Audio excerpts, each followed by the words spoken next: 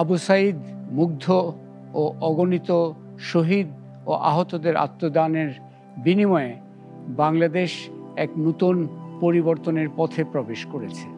উচ্চারিত হয়েছে, উন্মোচিত হয়েছে নতুন স্বপ্ন, মর্যাদা, ইনসাফ, অন্তর্ভুক্তিমূলক ও গতিশীল সমাজ, রাষ্ট্র, অর্থনীতি বিনির্মাণের।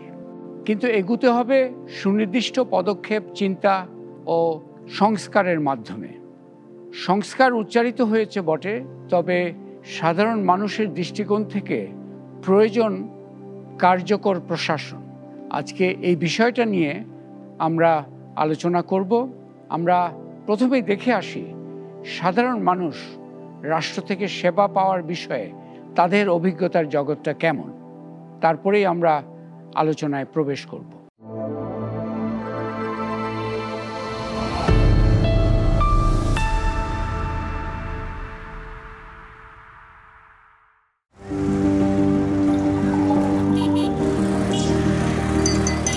আমরা যে কোনো কাজে, যেরকম আমরা বিআরটিএতে গেছিলাম, সেখানে যা দেখি একটা লাইসেন্সের জন্য আমরা নিজে চেষ্টা করি।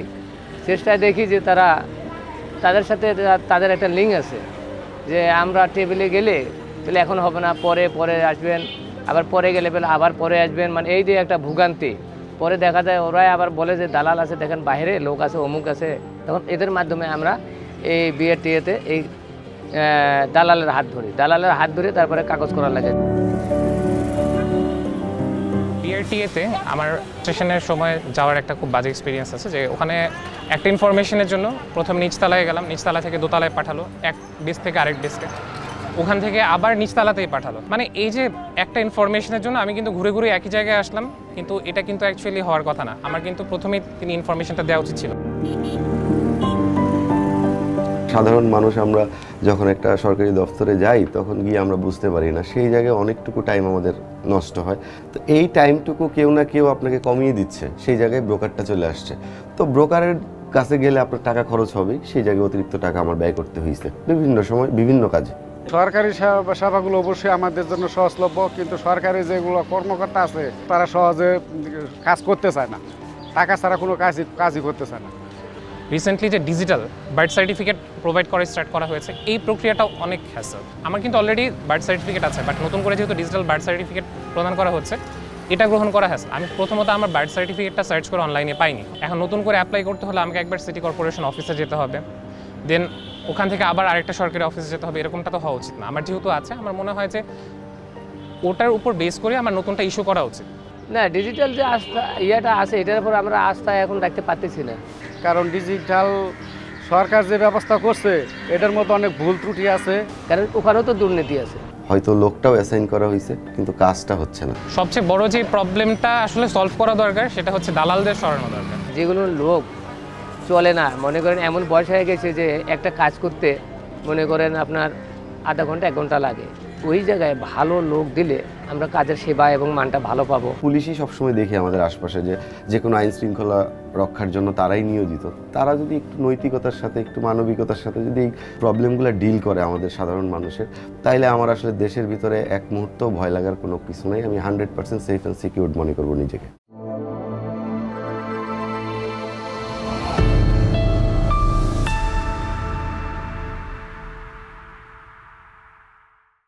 সংস্কার এই মুহূর্তে জাতি এবং দেশের একটা গভীর আকাঙ্ক্ষা, কিন্তু আমরা সাধারণ মানুষের এই যে বক্তব্যগুলো শুনলাম, সেখান থেকে এটা পরিষ্কার যে সংস্কার মানে কোনো শুধুমাত্র কাগজের নীতির পরিবর্তন নয়। সাধারণ মানুষের অভিজ্ঞতা দেখাচ্ছে যে সেবা পেতে হলে এই যে দালাল নির্ভরতা এবং হয়রানিমূলক প্রক্রিয়া, এগুলোর শেকড় এত গভীর, এগুলোকে নজরে আনা দরকার এবং এগুলোকে পরিবর্তন করলেই সংস্কার বিষয়টা আসলে বাস্তবতা পাবে। বিশেষ করে সাধারণ মানুষের অভিজ্ঞতার জগৎটা তখন উন্নত হবে। আজকে স্টুডিওতে আমাদের সাথে আছেন জনাব জালাল আহমেদ। উনি এই মুহূর্তে chairman Bangladesh energy regulatory commission এবং প্রাক্তন অতিরিক্ত সচিব। জালাল আহমেদ, আপনাকে স্বাগতম এই আলোচনায়। আপনি তো বিভিন্ন পর্যায়ে আপনার অভিজ্ঞতা আছে, আমরা হিসাবে বিভিন্ন পর্যায়ে। এই যে দালাল নির্ভরতার যে বিষয়টা, এটা আসলে কেন হতে হচ্ছে? এই যে আমরা কেন সাধারণ মানুষ যেখানে সেবা পাওয়ার কথা সেখানে গেলেই কেন পাচ্ছেন না, এই যে এইটা নিয়ে আপনার চিন্তাটা একটু শুনতে চাই। আমি ব্যক্তিগতভাবে মনে করি যেটা অ্যাটিচিউড যেটা বলে সরকারি দফতরের যে ক্লায়েন্টের প্রতি যে অ্যাটিচিউড, যে দৃষ্টিভঙ্গি, এটা আসলে স্যার পাল্টায়নি খুব একটা। আমার অত্যন্ত প্রিয় ছিলেন ডক্টর আকবর আলী খান। ওনার একটি বই পরার্থপরত অর্থনীতি, যেখানে বলা আছে সরকার হইল কাল, খিল জমি লিখে নাল, বিনা উপকারে খায় ধুতি। অর্থাৎ তখনও ব্রিটিশ আমলেও কিন্তু মানুষ সার্ভিস পেত না। আমরা যদি সংস্কারের কথা চিন্তা করি, কাগজের সংস্কার না, আপনি যেটা উল্লেখ করলেন, বাস্তবিক যদি সংস্কার আমরা চাই, অনেকগুলো বিষয় সংস্কার করতে হবে। আমি যদি মোটা দাগে বলি যে আমি বেশ কিছু আইন এবং বিধিবিধান আছে, লিগাল যে সাইড, এখানে স্যার সংস্কার প্রয়োজন হবে। স্ট্রাকচারাল যেটা আছে, কাঠামোগত সংস্কারের প্রয়োজন হবে। প্রসিডিউরাল সংস্কারের প্রয়োজন হবে। ব্যবহার যেটা, এটার সংস্কারের প্রয়োজন হবে। আমরা যদি দেখি বিআরটি এর কথা এখানে আসলো, পাসপোর্ট অফিসের কথা আসলো, আমি যেটা সাধারণভাবে চিন্তা করি যে একটা পাসপোর্ট অফিস বা একজন কর্মকর্তা আসলে কতজনকে সেবা দিতে সমর্থ, এটা আমরা কখনো এম্পিরিক্যালি পরীক্ষা করে দেখেছি কিনা। আমি একসময় ঢাকার চিফ মেট্রোপলিটন ম্যাজিস্ট্রেট ছিলাম, তখন আমি সরকারের কাছে একটা প্রস্তাব করলাম যে একজন ম্যাজিস্ট্রেট 400 মামলার চেয়ে বেশি বিচার যদি করে, এটা সুবিচার হওয়ার সম্ভাবনা কম। So there should be flexible number of magistrate in Dhaka court. আমরা মূল একটা সমস্যা দেখছি যে যোগ্যতাকে, মেধাকে সেই হিসাবে আমরা মূল্যায়ন করছি না। সাধারণভাবে এই জায়গাটা আপনি কেমন দেখেন যে এই যে যোগ্যতা এবং মেধাকে যদি আমরা মূল্যায়ন করতে না পারি, তাহলে তো কার্যকর প্রশাসন তৈরি কঠিন হবে। আমরা যদি আইনে বদলাই, আইন পরিবর্তন করি, যুগোপযোগী করি, যেটা বলা হচ্ছিল একসময় প্রশাসনকে মানুষের দোরগোড়ায় নেওয়া, সেটা নিয়ে যদি আমরা সিরিয়াসলি চিন্তা করি, মেধা এবং এখানে জ্যেষ্ঠতা দুইটা বিষয় আছে সরকারি দপ্তরে পদোন্নতির ক্ষেত্রে। একজন অফিসারের বা একজন কর্মচারীর কিন্তু কেপিআইগুলো ঠিক করা নাই সরকারি দপ্তরে। এখন তার পারফরমেন্স যদি আমি মূল্যায়ন না করি এবং মূল্যায়নের প্রেক্ষিতে যদি তাকে পুরস্কৃত আমি না করি, এবং যদি অন্য বিষয় পুরস্কৃত হয়, তাহলে মেধা মূল্যায়িত হবে না। মিনিস্ট্রিগুলো যদি ক্লাস্টার থাকতো এবং অফিসারদের মুভমেন্ট যদি জেনারেলি ক্লাস্টারের মধ্যে হতো, তাহলে যে বিষয়ে প্রশিক্ষণ পেয়েছে তার চেয়ে বেশি দূরে যাওয়ার সুযোগ ছিল না। আমি একজন 81 ব্যাচের একজন অফিসারের কথা জানি, যিনি পরে অর্থ সচিব হয়েছিলেন। তিনি হেলথ ইকোনমিক্সে একটা পিএইচডি করে আসলেন। যে মডেলিং নিয়ে উনি পিএইচডি করলেন, সেই মডেলিং নিয়ে তখন অর্থ বিভাগ কাজ করছিল, বাট ওনাকে তখন বাইরে মফস্বলে একটা পোস্টিং দেওয়া হলো, এবং that was taken care of. Then he was posted in finance division, because তার মেধাটা ওখানে কাজে লাগবে বলে। বাট জেনারেলি এটা হয় না। সরকারি দপ্তরে, মিনিস্ট্রিগুলিতে আমরা পারফরমেন্স যাচাই করি পার্সেন্টেজ দিয়ে, যে বাজেটের কত পরিমাণ, কত অংশ খরচ করতে পারলো, এবং যে মিনিস্ট্রি 80%, 90%, 98% খরচ করে, সেই মিনিস্ট্রি আমরা দক্ষ মিনিস্ট্রি মনে করি। কিন্তু আমরা কোয়ালিটেটিভ যে মানদণ্ড, সেটি আমরা প্রয়োগ করি না। ফলে যেটা হয় যে আমি অর্থ ব্যয় হয়ে যাচ্ছে, জুন মাসে আমরা দেখি স্যার 50-60% অর্থ জুন মাসে ব্যয় হচ্ছে, কিন্তু তার কোনো কোয়ালিটি যে ব্যয় যেটা বলে, পারফরমেন্স অডিট যেহেতু আমাদের সিস্টেমে নাই, আমরা পারফরমেন্স যাচাই ওইভাবে করি না। তো আমরা শুরু করেছিলাম সাধারণ মানুষের অভিজ্ঞতা দিয়ে, এবং আলোচনার মাধ্যমে উঠে আসলো আসলে আমাদের এই প্রশাসনিক সংস্কৃতি থেকে বাংলাদেশকে মুক্ত করা দরকার। যদি সত্যিকার অর্থে যেই লাল জুলাইয়ের যে আকাঙ্ক্ষা উন্মোচিত হয়েছে, সেটা যদি নিশ্চিত করতে চাই, এই পরিবর্তনের পথে আমাদের এই গভীর শেকড় গড়া যেই বাধাগুলো, সেগুলোকে চিহ্নিত করতে হবে এবং সেগুলো দূর করার জন্য সঠিক পদক্ষেপগুলো সম্মিলিতভাবে নিতে হবে।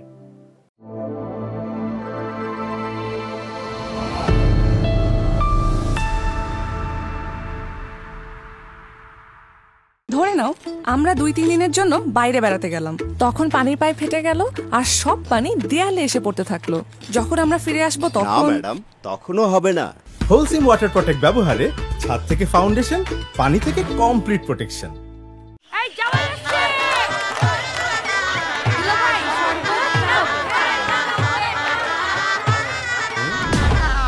গেল কই? সুপারহিট।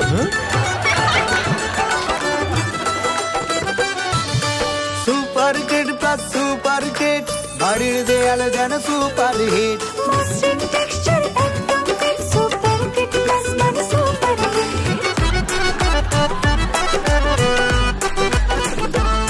দেয়াল ফেসিং এর এলিগেন্ট লুক দেয়ালে সুপার কিট প্লাস হোক বাড়ি নির্মাণে কিসের টেনশন সুপার কিট প্লাসে সব solution Supercrete plus Supercrete বাড়ির দেয়ালে যেন super hit Supercrete plus Supercrete বাংলাদেশের 1 number fairface cement Supercrete plus, যা আপনার বাড়িকে দেয় আভিজাত্য এবং নিশ্চিত করে দীর্ঘস্থায়িত্ব।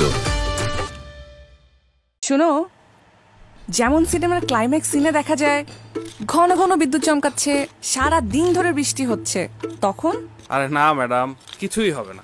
হোলসিম ওয়াটার প্রটেক্ট ব্যবহারে ছাদ থেকে ফাউন্ডেশন, পানি থেকে কমপ্লিট প্রোটেকশন। কার্যকর প্রশাসনের পথে এগুতে হলে অন্যতম একটি বিবেচ্য বিষয় হচ্ছে আমাদের ঔপনিবেশিক উত্তরাধিকার।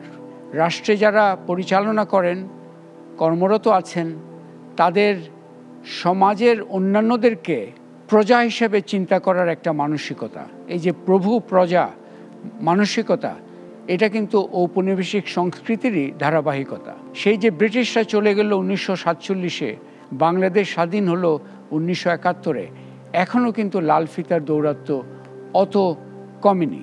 এই যে স্যার সংস্কৃতি, স্যার বলার বাধ্যবাধকতা, স্যার বলার যে মানসিকতা, এটা থেকেই কিন্তু সেই ঔপনিবেশিক উত্তরাধিকারের বিষয়টা আমাদের সামনে চলে আসে। তো আজকে আমরা এই বিষয়টা নিয়েও আমরা আলোচনা করব, যাতে করে প্রশাসনিক সংস্কার বা আমরা যে কার্যকর প্রশাসনের কথা বলছি, সেখানে কিভাবে এই গভীরভাবে গেড়ে বসা ঔপনিবেশিক সংস্কৃতি থেকে এই বাংলাদেশ যেটা পরিবর্তনের পথে হাঁটছে তাকে মুক্ত করা যায়।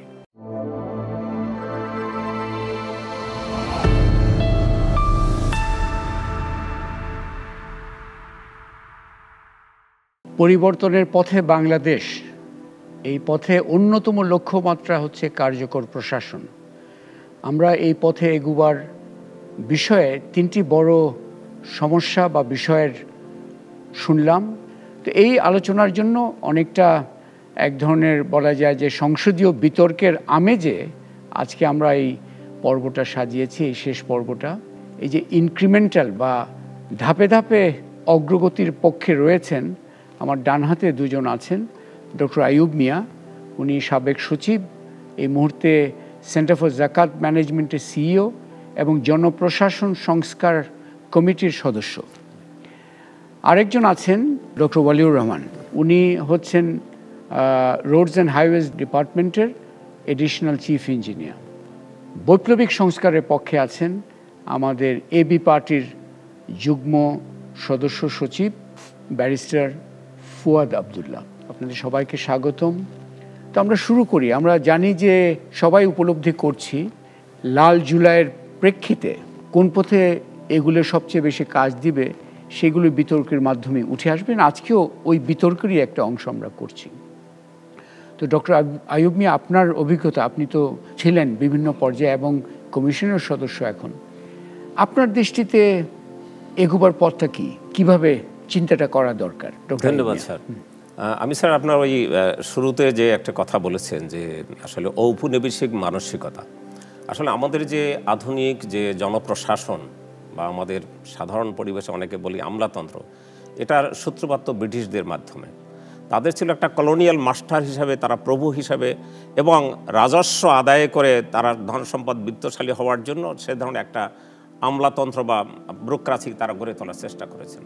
কিন্তু একটা স্বাধীন দেশের জন্য যে ধরনের উপযোগী নাগরিক সেবা দেওয়ার জন্য নাগরিকদের অংশগ্রহণের ভিত্তিতে একটা ব্যবস্থা, রাষ্ট্রীয় ব্যবস্থা গড়ে তোলা, সে কাজটা কিন্তু আমরা 47-এ পাকিস্তান হওয়ার পরেও আমরা পুরোপুরি করতে পারি না। তার মানে একই ধরনের মানসিকতাই ছিল। 1971 সালে আমরা যখন আবার স্বাধীন হলাম, তখন কিন্তু খুব একটা পরিবর্তন হয়নি। যে কলোনিয়াল লেগাসি, তার মধ্যে খুব একটা পরিবর্তন আসেনি। এখন আপনি আরেকটা গুরুত্বপূর্ণ কথা বলেছেন যে আমাদের এখন আমরা সবাই কিন্তু পরিবর্তন চাই, এ ব্যাপারে আমরা একমত। সবাই ফিল করছি এখানে একটা পরিবর্তন আনা দরকার। তার মানে একদিন যে কলোনিয়াল প্যাটার্নের যে জনপ্রশাসন, সেটা আমাদের জন্য পুরোপুরি কাজ করছে না। আপনি স্যার দুটো কথা বলছেন, একটা হলো বৈপ্লবিক পরিবর্তন আর একটা হলো ইনক্রিমেন্টাল। এখানে জনপ্রশাসন যারা পণ্ডিত তাদের মধ্যে একটা থিওরিটিক্যাল আলোচনা আছে যে যখন লিডারশিপ এবং ওভারঅল এনভায়রনমেন্ট ফেভারেবল হয় তখন যাওয়া উচিত একটা কম্প্রিহেন্সিভ রিফর্মের জন্য। আমাদের দুটার মিক্স করতে হবে, আমাদের কম্প্রিহেন্সিভ সংস্কারই করতে হবে, কিন্তু আমাদের শর্ট টার্ম একটা বৈপ্লবিক দৃষ্টিকোণ থেকে কিছু কাজ দ্রুত করে ফেলতে হবে এবং বাকিটা পরবর্তী যে রাজনৈতিক নেতৃত্ব যখন আসবে তারা একটা ইনক্রিমেন্টাল একটা ধাপে ধাপে এগিয়ে নিয়ে যাবেন। আমার বিবেচনায় 4-5টা দিক আছে। নাম্বার 1, আমাদের কতগুলো আছে লিগ্যাল বিষয়।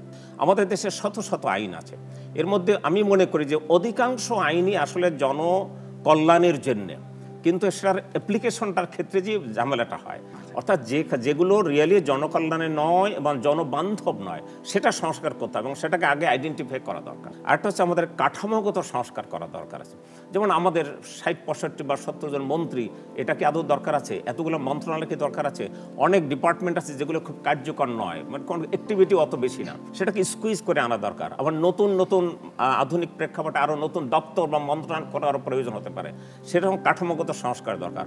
আবার অনেক জায়গায় জনবল বেশি আছে, অনেক জায়গায় কম আছে, এটাকে রেশনালাইজ করা দরকার, যৌক্তিকীকরণ করা দরকার। আর একটা হচ্ছে স্যার, আমাদের এখানে কিন্তু এই যে আমলাতন্ত্রের লাল ফিতা যেটা বলে রেড টেপ, অর্থাৎ আমাদের যে ডিসিশন মেকিং প্রক্রিয়া, অর্থাৎ পাবলিক সার্ভিস ডেলিভারি সিস্টেমের যে প্রক্রিয়া, এই প্রক্রিয়ার ক্ষেত্রেও কিন্তু পরিবর্তন করা দরকার। এবং আরেকটা হচ্ছে আমাদের ডিজিটালাইজেশনের মাধ্যমে আমরা অনেক কিছুকে আমরা ইজি করতে পারি, কিন্তু এটা এখন পর্যন্ত সমগ্র মানুষের কাছে কিন্তু পৌঁছায়নি। অ্যান্ড ফাইনালি যেটা হার্ডেস্ট থিং এবং সফটওয়্যার, সেটা হচ্ছে আমাদের মাইন্ডসেটের পরিবর্তন, আমাদের দৃষ্টিভঙ্গির পরিবর্তন, আমাদের অ্যাটিটিউডের পরিবর্তন। এটা খুব গুরুত্বপূর্ণ ক্ষেত্রে এবং এটাই আমি মনে করি এটাই সবচেয়ে কঠিন কাজ। ধন্যবাদ। সো ডক্টর ওয়ালিউর রহমান, আপনি তো একজন এক অর্থে স্পেশালিস্ট, আমরা এগোবো কোন পথে, এটা ব্যাপারে আপনার অভিজ্ঞতা থেকে কিছু যদি শেয়ার করেন। ধন্যবাদ আমাকে সুযোগ দেওয়ার জন্য। আসলে হচ্ছে কি যে আমাদের ব্যুরোক্রেটিক রিফর্ম যে কথাটা বলছিলেন, সেটা আসলে এটা ইজ এ কন্টিনিউয়াস প্রসেস, এটা সবসময় চলতে থাকবে। ভবিষ্যতে আমরা যখন ডেভেলপ কান্ট্রি হব কোনো এক সময় আরও রিফর্ম হবে। এখন আমাদের যেটা হচ্ছে যে আমাদের এই ইন এ ওয়ে গত বেশ কিছু বছর আমরা কিন্তু সিটিজেনসদের ট্রাস্টটা আমরা অনেকটা হারিয়ে ফেলেছি। সিটিজেন ট্রাস্টটাকে আবার বিল্ড করার জন্য তাদের কথাগুলি যেন আমরা শুনি, সেই ধরনের একটা সিচুয়েশন আমাদের গভর্নমেন্ট সিস্টেমে তৈরি করতে হবে। ট্রাস্টটাকে বিল্ড করার জন্য আমাদের সিটিজেনদেরকে মোর অ্যান্ড মোর আমাদের সরকারি কাজগুলিতে ইনভলভ করতে হবে, এইটা একটা বিষয়। আরেকটা বিষয় হচ্ছে যে আপনার অ্যাডমিনিস্ট্রেশন একটা হচ্ছে এফিসিয়েন্সিটা আমাদের বাড়াতে হবে। যেমন ধরুন আমাদের কিছু কিছু ক্ষেত্রে ডিসিশন মেকিংয়ে একটু ডিলে হয়ে যায়। যদি রেড টেপিজমের কথা বললেন, আমাদের দেখা যাবে যে আমাদের স্লোলি যেন অথরিটিটা আমরা আস্তে আস্তে যেন ডেলিগেট করতে পারি। এই যে ডেলিগেট করা খুব প্রয়োজন, কিন্তু আমাদের কি সার্বিক যে জনপ্রশাসন, আমরা রাজনৈতিক অতি কেন্দ্রীভূবনের কথা বলেছি, পলিটিক্যাল সেন্ট্রালাইজেশন চরমভাবে হয়েছে, এই জায়গায় আসলে আমরা কোথায় আছি এবং কিভাবে আমরা এই ডেলিগেশনের বিষয়টাকে সামনে নিয়ে আসতে পারি? তো আমাদেরকে যখন ডেলিগেট করতে হবে, we have to be very careful how we are delegating the authority. ডেলিগেশনও থাকতে হবে, উপর থেকে এক ধরনের মনিটরিংও থাকতে হবে যে এই ডেলিগেশনের ফলে যে অথরিটিটা ইউজ হচ্ছে সেটা ট্রান্সপারেন্টলি ইউজ হচ্ছে কিনা। আপনি খুবই গুরুত্বপূর্ণ একটা বিষয় বলেছেন, মানে এই ডেলিগেশন এবং মনিটরিং, এই দুইটা প্রক্রিয়া কিন্তু এই যে কার্যকর প্রশাসন যদি পেতে হয়, এটা তো অত্যন্ত গুরুত্বপূর্ণ একটা বিষয়। যে সার্বিকভাবে মনিটরিংয়ের জায়গাটা আরও দুর্বল হয়ে আসছে। যেমন শিক্ষা বিভাগে আগে কিন্তু ইন্সপেক্টর, স্কুল ইন্সপেক্টর অত্যন্ত গুরুত্বপূর্ণ একটা পদ ছিল, তারা কিন্তু মাঠে মাঠে ঘুরতো। যারা উঁচু পদে আছেন তারা মাঠে যাওয়ার ব্যাপারে এক ধরনের অনীহা আছে। আর সবচেয়ে ইম্পর্টেন্ট যে আমাদের ব্যুরোক্রেসিক সিস্টেমে একটা জিনিসে আমাদের একটু চিন্তা করা লাগতে পারে, যা দেখা যাচ্ছে ওই যে রেড টেপিজমের কথা বললেন, গ্র্যাজুয়ালি যাতে আমাদের ব্যুরোক্রেটিক অ্যাপ্রুভাল প্রসেসগুলিকে আমরা যেন স্টেপসগুলিকে কমায় নিয়ে আসতে পারি। বাট একটা লং টার্ম যদি আমরা চিন্তা করি, যে লং টার্মে আমি ব্যুরোক্রেসিটাকে কোথায় দেখতে চাই, আফটার 20 ইয়ার্স, আফটার 25 ইয়ার্স কোথায় দেখতে চাই? ব্যুরোক্রেসিটাকে আমরা দেখতে চাই যে একটা স্পেশালিস্ট বেসড ব্যুরোক্রেসি হোক। এখনই আপনি যদি স্পেশালাইজড ব্যুরোক্রেসিতে যান, এটা এই ড্রাস্টিক চেঞ্জটা আমরা কোপ করতে পারবো না। আমাদের গ্র্যাজুয়ালি যাতে 20-25 ইয়ার্সে স্পেশালিস্ট বেসড, আবার স্ট্রিক্টলি স্পেশালিস্ট বেসড হলে আবার দেখা যায় এক ধরনের ব্যুরোক্রেসির মধ্যে এক ধরনের রিজিডিটি চলে আসতে পারে। আমাদের সবার মধ্যে একটা মিউচুয়াল ট্রাস্ট আসতে হবে inside the bureaucracy and with the citizen. আমাদের ট্রাস্টটা নাই হয়ে গেছে, মিউচুয়াল ট্রাস্টটাকে বিল্ড করতে হবে থ্রু অ্যাকাউন্টেবিলিটি অ্যান্ড ট্রান্সপারেন্সি। খুবই গুরুত্বপূর্ণ বিষয় অবতারণা করেছেন যে যে ট্রাস্ট, এটা বিল্ড করা অত সহজ নয়, কারণ এটা একটা কাগজে ঘোষণা দিলাম, সেটাতে ট্রাস্ট অ্যাকচুয়ালি হবে না। আমি এখন ব্যারিস্টার ফুয়াদ আপনার কাছে আসছি। আপনি তো রাজনৈতিক পরিমণ্ডল থেকে জিনিসটা দেখছেন এবং আপনি জনগণের আরেক কাছে আছেন, আপনি বুঝতে পারছেন যে আসলে এই যে রাষ্ট্র এবং সমাজ, এই যে আন্তঃসম্পর্ক, সেই জায়গায় তো কার্যকর প্রশাসনের ভূমিকা রাখার বিষয় আছে। ইনক্রিমেন্টাল ভার্সেস কম্প্রিহেন্সিভ, এইভাবে যদি চিন্তা করি, প্রয়োজনটা আপনি কিভাবে অনুভব করছেন? ধন্যবাদ। প্রথম কথা হচ্ছে যে স্বাধীন রাষ্ট্র হিসেবে আমার আসলে কোনো ব্যুরোক্রেসি নাই, ছিল না, কখনোই ছিল না। এখন ব্রিটিশ কলোনিয়ালিস্টদের জায়গা থেকে তার ব্যুরোক্রেসি কেন দরকার? দুইটা কারণে দরকার। একটা হচ্ছে যে তার কলোনিটাকে ধরে রাখার জন্য ন্যূনতম law and order situation stable রাখা দরকার, ন্যূনতম। আর দ্বিতীয়ত হচ্ছে ট্যাক্স রেভিনিউ। আবার এই ট্যাক্স কালেকশনের জন্য তার কিছু ইনফ্রাস্ট্রাকচার ডেভেলপ করতে হয়েছে, তার কিছু রাস্তাঘাট করতে হয়েছে, রেল করতে হয়েছে, বন্দর করতে হয়েছে, এটা। কিন্তু তার দিন শেষে এই জনপদ থেকে, এই জনপদের মানুষ থেকে রেভিনিউ কালেকশন করা ছাড়া তার আসলে কোনো এক্সপেকটেশন ছিল না যে তার জীবন মান উন্নয়ন করবে, এটা সেটা। কিন্তু রাষ্ট্র যখন আমরা তৈরি করলাম, আমরা কিন্তু একটা আকাঙ্ক্ষা পত্র নিয়ে করেছি যে আমরা এই দেশের, তখনকার যে বলা হয়েছে উই দ্য পিপল, তো সেই আকাঙ্ক্ষাপত্রের জায়গাটাতে এটা কাগজে রয়ে গেছে। এই গরু কিতাব থেকে আর গোয়ালে আসে নাই। কাকে দায়ী করবে এটার জন্য ফাউন্ডিং ফাদার্সরা দায়ী, যারা রাষ্ট্র বানানোর স্ট্রাগলটা করেছেন। তারা হচ্ছে এই জন্য। তারপরে তো 53 বছর গেছে, আরো অনেকে মাঠে আসছেন, বর্তমানেও আপনারাও মাঠে আছেন। কিভাবে দেখবেন দায়িত্বটা? কিভাবে দেখবেন দায়িত্বটা? কালেক্টিভ ফেলিয়ার, কোনো সন্দেহ নাই, বাট ইটস সাকসেসিভ গভর্নমেন্টসের ফেলিয়ার আছে এখানে। এবং দুঃখজনক হলো সত্য যে বাংলাদেশের অধিকাংশ রাজনৈতিক দল যারা দেশ শাসন করেছেন, এই দেশের যারা এমপি মন্ত্রী ছিলেন, তাদের 99% এই রাষ্ট্র, এই সংস্কার, কাঠামো, bureaucracy or any other institutions, তারা কিছু বোঝেন না, বোঝার চেষ্টাও করেন না। দে আর নট সিম্পলি বদার্ড। তো সেই জায়গাতে হচ্ছে আমাদের ফার্স্ট এই কনক্লুশনে আসতে হবে, we never had a bureaucracy. তা আমরা দেখেছি যে কীভাবে ব্যুরোক্র্যাটরা মিনিস্টারদেরকে এবং প্রাইম মিনিস্টারদেরকে এক্সপ্লয়েট করে এবং ম্যানিপুলেট করবার চেষ্টা করে। তো এখন এইটা হচ্ছে এই ক্ষমতার ভর কেন্দ্রের একটা, মানে একটা নড়াচড়া সবসময় থাকে, একটা লড়াই, একটা দ্বন্দ্ব, কে ভালো বোঝে রাষ্ট্র, এই জায়গাটাতে একটা বিষয় থাকে। দ্বিতীয়ত একটা সংকট হচ্ছে এই রাষ্ট্রের, যে রাষ্ট্রের কেন্দ্রীয় সরকার এবং স্থানীয় সরকারের বিভাজনটা পরিষ্কার না। কারণ এই দুইটা সরকারের তো হচ্ছে ভেহিকল হচ্ছে ব্যুরোক্রেসি। আমাদের এখনও ডিসাইসিভ কোনো কেন্দ্রীয় সরকারও যেমন নাই, স্থানীয় সরকার নাই। এক্সাম্পল দিই, আমাদের স্থানীয় ইউনিট দেখেন, আমাদের একটা ইউনিয়ন পরিষদের একটা মেম্বার আছে, ওখানে আবার একটা চেয়ারম্যান আছে। উপজেলা পরিষদের চেয়ারম্যান আছে, ভাইস চেয়ারম্যান আছে।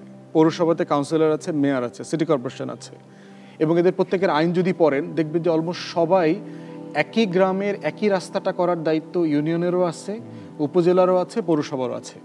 তাহলে আমার একটা লোকাল অ্যাডমিনিস্ট্রেশনে এতগুলো ইউনিট কেন লাগবে?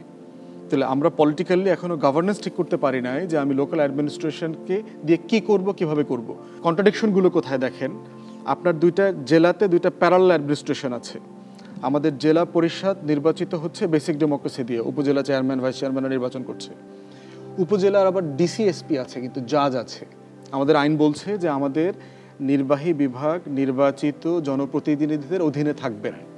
তারা কার অধীনে কাজ করছেন? ডিসিএসপি, ডিস্ট্রিক্ট জাজের বসকে। তারা কি এমপিরা তাদের বস? একটা জেলাতে তো 8 জন এমপি আছে, 6 জন এমপি আছে, কোন এমপি বস? টিএনও দেখেন দায়িত্ব পালন করছে, সে বলা হচ্ছে উপজেলার সিইও। এখন ওই উপজেলাতে উপজেলা পরিষদ আছে, ইউনিয়ন পরিষদও আছে, সে মানে কার বস? এই যে কন্ট্রাডিকশনসগুলো আছে, এগুলো কিন্তু সার্ভিস ডেলিভারিতে আপনার প্রবলেম তৈরি করছে। এই বিষয়গুলো কতটুকু আলোচিত হচ্ছে? কারণ আমরা তো এখানে সমাধান চাই, আমরা তো শুধু বিশ্লেষণ এবং এক অর্থে ব্যাখ্যা নয়, সমাধানের পথে এগোতে চাই। তো আপনাদের মধ্যে এই বিষয়টা রাজনৈতিক মহলে, এই প্রশাসনিক সংস্কারের বিষয়টা নিয়ে খুবই সুচিন্তিত এবং টার্গেটেড আলোচনা কেমন হচ্ছে? Almost close two zero fraction আলোচনা হচ্ছে। এবং অলমোস্ট মোস্ট অফ দ্য দল যারা রাজনীতিতে তারা বোধ করছেন তারা ক্ষমতায় যাবেন অথবা একটা large piece of the cake পাবেন, তাদের ভিতরে এই ডিসকাশনটা নাই এবং এই রাজনীতিটাই বাংলাদেশে নাই। এখানে তৈরি হয়েছে যে এটা একটা জমিনদারি শাসন ব্যবস্থা, বংশীয় জমিনদারি চলতেছে, যার যার বংশ। এবং এই জমিনদারিটা শুধু কেন্দ্রে না, কিন্তু ইউনিয়ন পরিষদের চেয়ারম্যান দেখবেন দাদা চেয়ারম্যান ছিল, বাপ চেয়ারম্যান ছিল, চাচা চেয়ারম্যান ছিল, ছেলে নাতি নাতনি। তো আমরা জানি যে রাজনৈতিক দল খুবই সঙ্গত কারণেই তারা বলছে যে একটা যৌক্তিক সময়ে একটা নির্বাচন প্রয়োজন ইত্যাদি। কিন্তু রাজনৈতিক মহলে বিশেষ করে জনপ্রশাসনের সংস্কার আপনি যেটা বললেন, এটা নিয়ে কি আরও বেশি আলোচনা বেগবান হওয়া উচিত নয়? সার্টেনলি, শুধু জনপ্রশাসন না, রাষ্ট্রের প্রত্যেকটা স্টেক হোল্ডারের জায়গা থেকে তো আলোচনা হতে হবে। কিন্তু প্রশ্ন হচ্ছে যে বাংলাদেশের ক্ষমতার স্টেক হোল্ডাররা কখনো রাষ্ট্রকে সার্ভিসের জায়গা থেকে দেখেন না। আমাদের যে জুলাই আগস্টের যে পরিবর্তন হলো এবং জন আকাঙ্ক্ষার তো একটা তীব্র আকাঙ্ক্ষা তৈরি হয়েছে, এই আকাঙ্ক্ষায় কি আপনি কি মনে করেন যে জমিদারি যে আকাঙ্ক্ষা সেটাকে একটা ধাক্কা দিয়েছে? লাখো শহীদের রক্তে কেনা দেশটা কারো বাপের না, এটাই তো ওয়ালে ওয়ালে স্লোগান চলে আসছে। এই যে দেশটা কারো বাপের না, এই আকাঙ্ক্ষা কিন্তু ৭১ আমরা বলেছি উই দ্য পিপল। আমাদের ঘরে ফার্নিচারে যখন ময়লা যায় তখন কিন্তু আমরা একটা ঝাড়ু দিয়ে এটা ঝাড়ি। রাষ্ট্রের ময়লা কিন্তু রক্ত দিয়ে পরিষ্কার করতে হয়। চাওয়ার জায়গাটা খুবই পরিষ্কার একদম। তো আমরা এখনো চাওয়ার মধ্যে আবদ্ধ থাকাটা ঠিক নয়। আমাদের এখন সমাধানের চিন্তাগুলো আরও দ্রুত এগিয়ে নিয়ে আমরা আসছি। তো আমরা একটা কথা খুবই শুনি, এই যেমন অ্যাডমিন বলে একটা শব্দ, শর্ট হ্যান্ড, যে অ্যাডমিন হচ্ছে এক ধরনের জেনারেলিস্ট আছে, আবার এই যে স্পেশালিস্ট আছে। যেমন চট্টগ্রাম পোর্ট চালাতে হবে, কিন্তু সেটা তো এক ধরনের ম্যানেজমেন্টের আলাদা স্কিল দরকার। আবার সেবা সংস্থা কিছু আছে, সেখানে তো অ্যাডমিন। এই জায়গাটা কি একটা বড় ইস্যু হিসেবে আসছে কিনা, যে এই যে অ্যাডমিন এবং স্পেশালিস্ট তাকে মিলে কিভাবে আরও ঢেলে সাজানো যায়? না হলে ওই ক্ষমতা কুক্ষিগতর একটা প্রবণতাই হয়তো জোরদার থাকবে। এই বিষয়ে যদি একটু সংক্ষিপ্ত আমরা আলোচনা করি। রাইটলি বলেছেন, যেমন আপনি ব্রিটিশ আমলে ICS একটা ব্র্যান্ড ছিল এবং তারাই সব কিছু ক্ষমতায় ছিল। পাকিস্তান আমলে CSP, তারা কিন্তু সব কিছু নিয়ন্ত্রণ করতে, মানে they are very very powerful. এবং sometimes military and civil bureaucrats coalition করে তারা রাষ্ট্রকে মানে চিবিয়ে খেয়েছে। এরপরে বাংলাদেশ হওয়ার পরেও এটা বিভিন্ন সময় কিন্তু বিভিন্ন ফর্মে এটা ছিল। এই সমস্ত বিষয়গুলো উত্তরণের জন্য 1981-এ ইউনিফাইড ক্যাডার সার্ভিস করা হয়েছিল, যে বাংলাদেশ সিভিল সার্ভিস, এবং প্রায় 26, 27, 28টা ক্যাডারের কথা করা হয়েছিল। কিন্তু এটা সবার প্রতি সম আচরণ বা ইনসাফপূর্ণ আচরণ করা হয়নি। In terms of their placement, their promotion, তাদের career building, their foreign training or local training, সব কিছুর ক্ষেত্রেই, এবং delegation of power, delegation of authority, সবগুলোর ক্ষেত্রে ব্যালেন্স মেনটেন করা হয়নি। যে কারণেই আন্ত ক্যাডার বৈষম্যের প্রশ্নগুলো কিন্তু এসেছে। এটা সে ব্রিটিশ আমলে যা ছিল, পাকিস্তান আমলে যা ছিল, এখন প্রায় একই রকম, কম বেশি আছে। সেখানে আমরা একটু বিকেন্দ্রীকরণ করে উপজেলা পর্যায় পর্যন্ত আমরা নিয়ে গেছি। এখন আমরা এমনকি ইউনিয়ন পর্যায় পর্যন্ত কিছু সরকারি অফিসকে আমরা ডিসেন্ট্রালাইজ করেছি। কিন্তু এর মধ্যে একটা ভারসাম্য বিধান করা হয়নি। এটা না হওয়ার জন্য একটা গুরুত্বপূর্ণ একটা পরামর্শ 2000 সালে যে সংস্কার কমিশন ছিল, তারা কিন্তু বলেছিল যে মিনিস্ট্রিগুলোকে ডিফারেন্ট ক্লাস্টারে ভাগ করা। এই পার্টিকুলার ক্লাস্টারের জন্য স্পেশালাইজড লোক বা ক্যারিয়ার ব্রোকার তৈরি করা যায়, সেটা ঘটেনি। আমি মনে করি এটা করা অত্যন্ত গুরুত্বপূর্ণ এবং বিভিন্ন দিক থেকে পরামর্শটা আসছে। আপনি যে কমিটির সদস্য, জনপ্রশাসন সংস্কার কমিটি, এই বিষয়গুলো এখানে গুরুত্বের সাথে আলোচিত হচ্ছে? গুরুত্বের সাথে, বেশ গুরুত্বের সাথে আলোচনা করা হচ্ছে। একই সঙ্গে ক্লাস্টার করা প্লাস হচ্ছে যে মন্ত্রণালয়গুলোকে রেশনালাইজ করা, যে এতগুলো মন্ত্রণালয় দরকার আছে কিনা, এতগুলো ডিভিশন দরকার আছে কিনা, এটাকে মার্জ করা যায় কিনা, ইত্যাদি ইত্যাদি, এই বিষয়গুলো কিন্তু সেখানে কিন্তু আছে। আমাদের ক্যারিয়ার প্ল্যানিং একটা গুরুত্বপূর্ণ বিষয়। ক্যারিয়ার প্ল্যানিং আমার আসলে আমাদের ব্যুরোক্রাটদের মধ্যে থাকা উচিত, যে আগামী 10-20 বছরে বা একজন অফিসার যখন ঢোকে, তিনি যখন 30-35 বছর চাকরি করেন, তাকে আমরা কোথায় নিয়ে যেতে চাই, এই ব্যাপারে আসলে একটা সুন্দর রূপরেখা প্রণয়ন করা দরকার। এটা রিফর্ম একটা গুরুত্বপূর্ণ অংশ বলে আমরা মনে করি। ধন্যবাদ। ডক্টর ওয়ালিউর রহমান, আপনার দৃষ্টিতে এই যে কার্যকর, ধরেন স্বল্প মেয়াদে আপনি কি কোনো পদক্ষেপ দেখছেন যেগুলো এই আকাঙ্ক্ষা পূরণে কিছুটা ভূমিকা রাখতে পারে? যে আপনি বললেন ডেলিগেশন, মনিটরিং বা স্পেশালিস্টদেরকে যোগ্য জায়গায় দেওয়া। আমাদের যে ট্রাস্টটা, যেটা আগে বলেছি, ট্রাস্টটা নাই। আমরা দেখা যাচ্ছে আমাদের একটা টেন্ডেন্সি থাকে কোনো গোষ্ঠী বা কোনো প্রফেশনালসকে একটা ঢালাওভাবে জেনারেলাইজ করে ব্লেম দিয়ে কর্নার করে ফেলা হয়, তার নিজেদের মধ্যে বিভাজন তৈরি হয়। সবাই তো আর খারাপ না। এইখানে আমাদের কিছু কাজ করার ব্যাপার আছে, যে আমরা শর্ট টার্মে কাজ করি, যে আমরা ট্রাস্টটা বিল্ড করি, আমরা কাউকে যেন না জেনে নিরাপদ মানুষকে যেন ব্লেমের খাতায় না আনি। সবাই তো আর খারাপ নাই, যেটা আগে বললাম যে এই পরিবর্তনে গভর্নমেন্ট অফিসাররা নিশ্চয়ই তাদেরকে শুদ্ধি করবেন। তো আমরা প্রশাসনিক সংস্কারের কথা বললেও তার মধ্যে অন্যতম একটা বিষয় হচ্ছে যে শুধুমাত্র টেকনিক্যাল পদক্ষেপ নয়, এই যে ট্রাস্ট বিল্ডিং, যেটা অনেকটা এক ধরনের রাজনৈতিক একটা কাজ। তো সেই দৃষ্টিকোণ থেকে এই যে ট্রাস্ট বিল্ডিং বলি, বা আপনি কোথায় দেখছেন যে স্বল্প মেয়াদে বা মধ্যমেয়াদে গুরুত্বপূর্ণ কোন জায়গাগুলোতে হাত দেওয়া দরকার এবং কারা হাত দিতে হবে? আমাদের এই যে সেন্ট্রাল গভর্নমেন্টের যে বিশাল হাতির সাইজ আছে, এটার কোনো প্রয়োজন নাই। জনপ্রশাসন নামে কোনো মন্ত্রণালয় কোনো প্রয়োজন নাই। এটা আজকে শাটডাউন করে দিলে দেশে কোনো ক্ষতি হবে না। আমাদের যেটা দরকার, এই যে সেন্ট্রাল রিক্রুটমেন্ট যে প্রসেস, এই প্রসেসটা বাতিল করে দিতে হবে। এটা একটা ভুল ফ্লড প্রসেস। এটা যেটা করা দরকার সেটা হচ্ছে আপনি সিভিল সার্ভিস পুল অ্যাপয়েন্টমেন্ট করবেন। আপনি একটা ধরেন, আমার কি দরকার, আমার নেশনের অ্যাভারেজ কগনিটিভ ইন্টেলিজেন্স হচ্ছে 73, 77, 79, ডেভেলপ কান্ট্রিতে এটা 90-এর উপরে। তাহলে আপনি একটা কগনিটিভ জাজমেন্ট করতে হবে যে এই রাষ্ট্রকে অ্যাডমিনিস্টার করবার জন্য আপনার কি মানের লোক দরকার। সেই মানের লোকগুলোকে আপনি সিভিল সার্ভিসে পুলের ভিতরে অ্যাপয়েন্টেড করে ফেলবেন। লোকাল অ্যাডমিনিস্ট্রেশনের অ্যাপয়েন্টমেন্ট লোকাল বিজ্ঞাপনের মাধ্যমে হবে। সেন্ট্রাল অ্যাডমিনিস্ট্রেশনের বিজ্ঞাপন সেন্ট্রাল অ্যাডমিনিস্ট্রেশন নিজে করবে। এক্সাম্পল ধরেন, স্বাস্থ্য মন্ত্রণালয়ে 5 জন ডাক্তার লাগবে, কনসালটেন্ট ডক্টর লাগবে তার অধিদপ্তরে, তিনি বিজ্ঞাপন দিয়ে দিবেন। যিনি পুলে অলরেডি ডক্টর হিসেবে রেজিস্টার্ড আছেন, তিনি হয়তো গ্রামীণ ফোনে কাজ করেন এখন, তিনি আবেদন করবেন আমার রংপুরে ডিসি লাগবে। আপনি ডিসির যে টার্মস অফ রেফারেন্স আছে, আপনি টার্মস অ্যান্ড কন্ডিশন করে বিজ্ঞাপন দিয়ে দেবেন যে আমার 5টা ডিসি লাগবে। যিনি হয়তো এখন বিদেশেও থাকেন, আমার হাজার হাজার লাখ লাখ মানুষ বিদেশে থাকে, আমার পরিচিত বন্ধু বান্ধবরা ইউরোপে আমেরিকাতে সিভিল সার্ভেন্ট আছে। সে যদি মনে করে যে আমি ডাউনিং স্ট্রিটের চাকরিটা ছেড়ে দিয়ে এসে আমি রংপুরের ডিসি হব, সে অ্যাপ্লাই করুক। সে যদি টার্মস অ্যান্ড কন্ডিশন ফুলফিল করে সে ওখানে অ্যাপ্লাই হবে। টোটাল রিক্রুটমেন্টটা হচ্ছে একটা ফ্লেক্সিবল জায়গাতে ফ্যাসিলিটেট করা দরকার। এরপরে দেখেন, পৃথিবীর অনেক দেশে আছে সিভিল সার্ভিস ইউনিভার্সিটি আছে। আপনি চাইলে ম্যাট্রিকের পরে, ইন্টারের পরে তাকে অ্যাসেসমেন্ট করে তাকে সরাসরি এনডিসির মতো কোর্সে পাঠিয়ে দিবেন 4 বছরের জন্য। বাংলাদেশে একটা ছেলে অনার্স মাস্টার্স করার পরে বিসিএস এর প্রিপারেশনটা শুরু করে, তাতে এখানে আবার 2-3 বছর লেগে যায়। বয়স এবং কগনিটিভ ইন্টেলিজেন্স কিন্তু তখন এটা কমে যায়। কিন্তু এগুলোর জন্য রাজনৈতিক ক্যাপিটাল দরকার, রাজনৈতিক মহলের মধ্যে একটা ঐক্যমত দরকার, কারণ না হলে প্রশাসনিক এককভাবে তারা এটা করা সম্ভব না। তো আমরা আলোচনার শেষ পর্যায়ে কিন্তু অনেকগুলো গুরুত্বপূর্ণ বিষয় অবতারণা অলরেডি হয়ে গেছে। তো আজকে আমরা যেটা শুনলাম, একটি পয়েন্ট আসলো যে প্রশাসনিক সংস্কার একটা কন্টিনিউয়াস প্রসেস, এটা সত্য কথা, কিন্তু আবার কিছু সময় একটু বড় ধরনের উদ্যোগেরও প্রয়োজন হয়। প্রশাসনিক ক্ষমতা নিয়ে যেটা শুনলাম যে এটা ডেলিগেশনের একটা বিষয় আছে, কেন্দ্রীভূত করার যে প্রবণতা সেটা বাদ দিয়ে ডেলিগেশন, কিন্তু যাদেরকে ডেলিগেট করা হলো তারা ঠিকমতো কাজ করছে কিনা মনিটরিং সিস্টেমটাও খুব জরুরি। এবং মনিটরিং সিস্টেমটা শুধু অফিসে বসে হবে না, এটা মাঠ পর্যায়ের মাধ্যমে মনিটরিংটা কার্যকরভাবে করাটা দরকার। সেবা দেওয়ার যে মানসিকতা, এটা কিভাবে জোরদার হতে পারে? আমরা অনেক কিছু শুনেছি যে অযৌক্তিক কাগজের বোঝা মানুষের উপর, এটা কিন্তু একটা ঔপনিবেশিক সংস্কৃতিরই একটা ধারাবাহিকতা। এখানে আমাদেরকে সুচিন্তিতভাবে পরিবর্তনগুলো মাথায় আনা দরকার।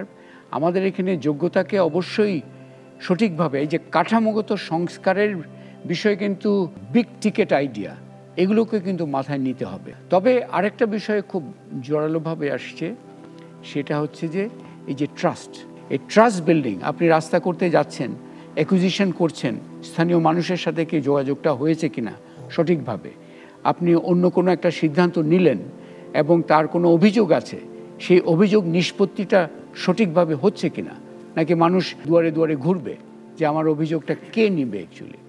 সো এই জায়গাগুলো খুবই জরুরি। এবং আই থিঙ্ক শেষ পয়েন্টে যেটা আসছে, বিশেষ করে রাজনৈতিক মহলের কথা বলবো, যে আজকে বাংলাদেশ যেখানে দাঁড়িয়ে আছে সেখানে পরিবর্তনের পথে কিন্তু সবার সম্মিলিত প্রচেষ্টাই দরকার। এটা আমলাতন্ত্র বা জনপ্রশাসনে যারা জড়িত তারা এককভাবে এগুলো করতে পারবেন না। এবং আমি সেজন্য আপনাকে আবারও অনুরোধ করব, আপনি দরকার হলে ব্যক্তিগত উদ্যোগে একটা করেন, যে রাজনৈতিক মহলে শুধু ওই যে জমিদারি উত্তরাধিকার পেলাম ওই মানসিকতা থেকে ঊর্ধ্বে উঠে পলিটিক্যাল রাজনৈতিক পুঁজি, কারণ এই বড় ধরনের সংস্কার রাজনৈতিক পুঁজি ছাড়া সম্ভব নয়, এবং সেই রাজনৈতিক পুঁজির নির্মাণটা কিন্তু খুব জরুরি এবং সেটা নির্মাণ হতে হবে এই যে আমাদের আলোচনাগুলোর মাধ্যমে এবং আলোচনা আপনাদের মধ্যে রাজনৈতিক মহলে হতে হবে যারা এই যে দায়িত্বপ্রাপ্ত আছেন বিভিন্ন সংস্কার কমিশনের তাদের জনগণের সাথে। রাষ্ট্র তো চলমান একটা প্রক্রিয়া, রাস্তা তো এখনো হবে, তাই না, হাসপাতাল এখনো হবে, স্কুল এখনো হবে। সেই প্রক্রিয়াতে আমরা কিভাবে আমরা যেটা বলি অংশীজন, একটা শব্দ খুব পপুলার এখন বাংলাদেশে, এই অংশীজনকে একটু মর্যাদা দিতে হবে। আসলে আমাদের যে আকাঙ্ক্ষাটা তৈরি হয়েছে মর্যাদার জায়গায় তৈরি করা, বৈষম্যকে শেষ করা, ইনসাফকে প্রতিষ্ঠা করা এবং সম্মিলিতভাবে সবাই অন্তর্ভুক্তিমূলকভাবে আমরা এগুবার পথগুলো যেন পরিষ্কার করি। সবচেয়ে গুরুত্বপূর্ণ শেষ কথা হচ্ছে আমরা সবাই এদেশের নাগরিক, যে যে দায়িত্বে থাকি না কেন একে অপরকে সম্মান করছি কিনা, তার কথা শুনতে রাজি কিনা। কিন্তু শেষ বিচারে শুধু শোনার বিষয় নয়, কারণ কার্যকর সমাধানও দিতে হবে। সমাধানের বিষয়টা কিন্তু নজরের বাইরে গেলে চলবে না, কারণ মানুষ সেবা চায়, সেবা চাইলে সমাধানগুলো প্রয়োজন। তা আমরা এই আকাঙ্ক্ষা, এই আশা এবং এই পরামর্শ দিয়ে এই আলোচনাটা এখানে শেষ করতে চাই এবং আশা করছি এই যে কার্যকর প্রশাসনের যে আকাঙ্ক্ষা উন্মোচিত হয়েছে সেই পথে আমরা সুনির্দিষ্টভাবে এগুতে পারব।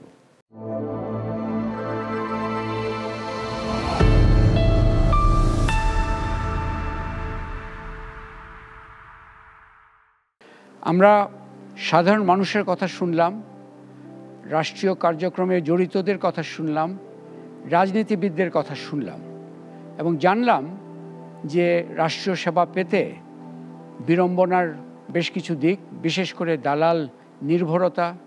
আমরা জানলাম কিভাবে মেধার মূল্যায়ন এবং মেধার অপচয় কাঠামোগত কারণে এখনও হয়ে যাচ্ছে। আমরা এটাও জানলাম ঔপনিবেশিক সংস্কৃতির এখনও কিভাবে চলমান রয়েছে এবং সবশেষে আমরা চেষ্টা করলাম বিভিন্ন দৃষ্টিকোণ থেকে কার্যকর প্রশাসনের সুনির্দিষ্ট কী পদক্ষেপ নেওয়া যায়। কয়েকটি বিষয় এখানে খুব জোরালোভাবে উঠে এসেছে। একটি তো সংস্কারের সুনির্দিষ্ট পদক্ষেপ স্বল্পমেয়াদী, মধ্যমেয়াদী এগুলো চিন্তা করতেই হবে, কিন্তু তার চেয়ে বড় আরও দুটো জিনিস এসছে। সেটি হচ্ছে যে আমাদের সমাজ এবং রাষ্ট্র, বিশেষ করে প্রশাসনের মধ্যে আস্থার জায়গা, বিশ্বাসের জায়গা, সেটাকে পুনর্নির্মাণ করা দরকার। এটা অনেকাংশে ভেঙে পড়েছে, আস্থা পাচ্ছে না মানুষ, আবার মানুষকেও বিশ্বাস করছে না প্রশাসন। এই জায়গাটা মেরামত করাটা অত্যন্ত জরুরি। সেখানে রাজনীতিবিদদের সমর্থন দরকার এবং রাজনৈতিক পরিমণ্ডলে এই বিষয়টা কি অত্যন্ত গুরুত্বের সাথে গ্রহণ করা প্রয়োজন। বিশেষ করে রাজনীতিবিদরা যদি শুধুমাত্র প্রশাসনকে একটা জমিদারি সুযোগ এই দৃষ্টিকোণ থেকে বেরিয়ে এসে এই প্রশাসনকে তাদের যে বৃহত্তর লক্ষ্য তার প্রয়োজনে কিভাবে ঢেলে সাজাতে পারেন, সেই আলোচনাটা তাদের মধ্যে খুব জোরালো আলোচনার দরকার। এই রাজনৈতিক পুঁজিটা খুব দরকার। আমরা এখানে এই পর্ব শেষ করছি। যে যেখান থেকে পর্বটি দেখার সুযোগ হয়েছে তাদের প্রতি শুভেচ্ছা রইল।